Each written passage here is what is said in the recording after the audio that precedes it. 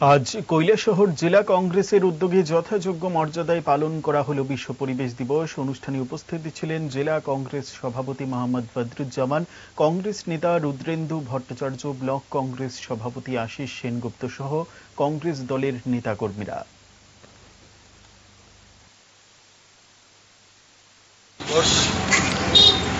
আমরা কৈলাসহর জেলা কংগ্রেস কমিটির পক্ষ থেকে এই দিবসটাকে আমরা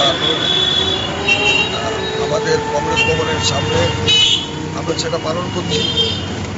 আমরা বৃক্ষরোপণ করব এবং প্লাস্টিক বর্জনের আহ্বান জানাচ্ছি। আমরা বিশ্ব পরিবেশ দিবসে আমাদের রাজ্যের সমাজ কল্যাণ দপ্তরের মন্ত্রী ওনার বিধানসভা কেন্দ্রে সন্তৈলের লেচু বাগানে প্রায় হাজার হাজার গাছ কেটে দিচ্ছেন, অথচ উনি আবার আজকে বিশ্ব পরিবেশ দিবসে গাছ লাগানোর কথা বলছেন। আমরা অনুতাপের সঙ্গে লক্ষ্য করি সরকারের তরফ থেকে ক্যারি ব্যাগ নিষিদ্ধ করা হয়েছে, প্লাস্টিক ক্যারি ব্যাগটা নিষিদ্ধ করা হয়েছে, অথচ দেখা যাচ্ছে যে অহরহ ক্যারি ব্যাগ ব্যবহার হচ্ছে।